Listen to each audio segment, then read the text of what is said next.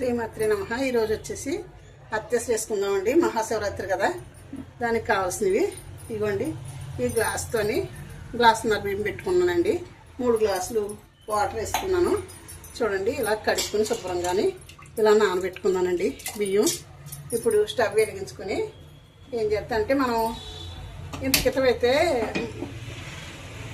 పెసరపప్పు ఇంట్లో చేసుకునేవాడు అమ్మ వేపుకొని. ఇప్పుడు షాపుల్లో తెచ్చేసుకోవడం కదా, పచ్చిగా ఉంటుంది కదా.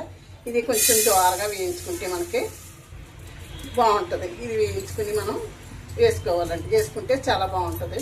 అత్యసరు చాలా బాగుంటుంది. కొంతమంది పులగం అంటారు, కొంతమంది అత్యసరు అంటారు.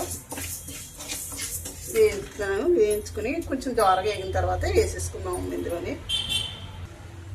ఇలాగా పచ్చివాసన పోయేలాగా మనం వేయించుకుని ఇప్పుడు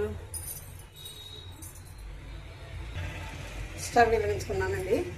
ఈ పప్పు కూడా ఇందులో వేసేసుకున్నాం. వేయించుకున్న పప్పు వేయించాను కదా, కొంచెం ఉప్పు కూడా వేసేసుకుందామండి. వేసుకోవాలండి, తగినంత చూసుకుని వేసుకోవాలండి. లేకపోతే నీకు కసం వచ్చేస్తే బాగోదండి. ఒక్కసారి మనం కలుపుకుని కొంచెం ఉడకట్టిన తర్వాత సిమ్లో పెట్టుకోవాలండి. ఇదిగో చూడండి, కుక్కర్ అయితే 3 విజిల్లు వేయించుకుంటే సరిపోతుందండి. ఇలా ఉడికించుకుంటే మామూలుగా ఉడికించుకోవాలండి. మూత కూడా పెట్టుకున్నామండి. మూత పెట్టుకుని బాగా ఉడకడం మొదలెట్టాక అప్పుడు కొంచెం సిమ్లో పెట్టుకున్నామండి. అప్పుడు స్లోగా ఉడుకుద్ది, సరిపోతుంది. ఇలా చూద్దాం, చూడండి ఉడుకుతుంది. చూడండి, బాగా ఉడుకుతుంది కదా. సిమ్లో పెట్టానండి. సిమ్లో అయినా అలా ఉడుకుతుంది. ఇప్పుడు మనం పచ్చి పులుసుకి చేసుకుందామండి. కొంచెం వాటర్ వేసుకున్నాను. ఇంతకితం అయితే పొయ్యిలు ఉండేయండి, పొయ్యిల మీద కాల్చుకునేవాళ్ళము వంకాయనా ఏదన్నా. ఇదిగోండి పచ్చిమిరపకాయలు వంకాయలను వేసుకుని లేత వంకాయలు తీసుకొచ్చుకున్నానండి. అంకుల్ గారికి నాకండి తక్కువైనా సరిపోద్ది అని చేత ఇలాగా ఉడకబెట్టేసుకుంటే మనకి పచ్చిపులుసు వేసేసుకోవచ్చండి. ఇంకా చూద్దామండి ఎలా ఉడుకుతుందో. అబ్బా చూడండి, చాలా బాగా ఉడికిందండి. ఉడుకుతుంది, ఇంకాని కొంచెం ఉడికితే సరిపోతుందండి. వాటర్ ఇంకా కొంచెం ఉందండి. ఇలా వేసుకుంటే కరెక్ట్గా మనకి పొడిలాడుతూ వస్తుందండి. లేకపోతే మెత్తగా అయిపోతే తినబుద్ధి అవ్వదండి, బాగోదు. ఇలా పొడిలాడుతూ ఉంటుంది. మూత పెట్టుకుందాము, ఇంకా కొంచెం ఉడకాలి. ఈలోగా పచ్చిపులుసు కావాల్సినవి నేను చూపిస్తాను.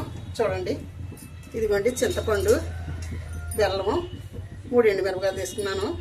ఇక వంకాయలు, పచ్చిమిరపకాయలు, ఆనియన్స్, జీలకర్ర ఏంటి ఇది నానబెట్టుకుని వాటర్తో నానబెట్టుకుని పులుసు తీసుకుంటానండి.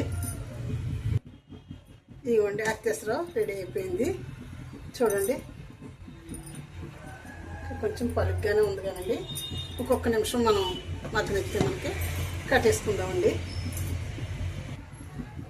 కట్టేస్తున్నానండి. రెడీ అయిపోయింది అత్యసరు. చూడండి, కట్టేస్తున్నాను. అత్యసరు కట్టేస్తున్నాను.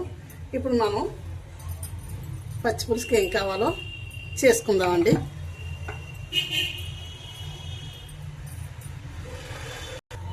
చూడండి, పచ్చిపులుసుకి ఇవ్వండి ఆనియన్స్ వేసేస్తున్నానండి. కట్ చేసినవి. ఇదిగోండి లేత వంకాయలు, పచ్చిమిర్చి ఉడకబెట్టుకున్నాను కదా, అవి వేసేస్తున్నాను. బెల్లం కూడా వేస్తున్నాను. చూడండి, బెల్లం కూడా వేసేసాను. ఇప్పుడు కొంచెం వేయించుకోవాలని జీలకర్ర అయితేని వేయించుకుని వేసుకుందామండి. ఇదిగోండి పెనం పెట్టుకున్నాను. నేను జీలకర్ర అయితే కొంచెం ఎక్కువ వేసుకుంటానండి. ఏంటో నాకు ఇష్టం అండి. అలాగా జీలకర్ర ఎక్కువ వేస్తేనే టేస్ట్గా ఉంటుందండి. వేయించుకుందాము. దీని పక్కనే ఏం చేద్దామంటే అండి, ఎండుమిర్చి సెక్కలాగా ఉంది కదా, ఒక చిన్న కాలుతో ఇలా కొద్దిగా కాలితే సరిపోతుంది.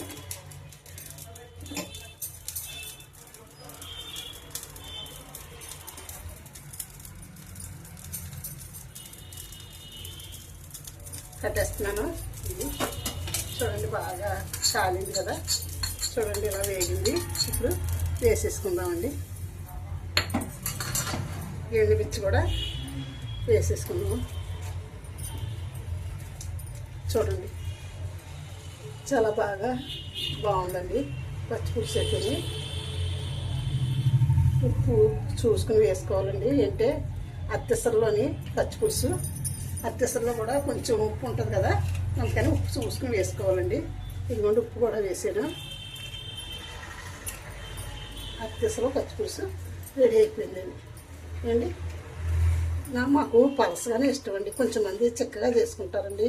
వంకాయ ఎక్కువ వేసుకుని ఇలా పలసగా ఉంటేనే ఇష్టం అండి. చాలా బాగుంటుందండి. అంటే చెయ్యి పెట్టి కలపకపోతే కలదండి, అంచేత చెయ్యి పెట్టి కలిపానండి. రెండు కూడా రెడీ అయిపోయాయండి.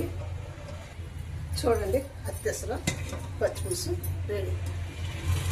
ఉంటానండి. శ్రీమాత్రే నమః, శ్రీమాత్రే నమః, శ్రీమాత్రే నమః. వీడియో ముగిస్తున్నానండి.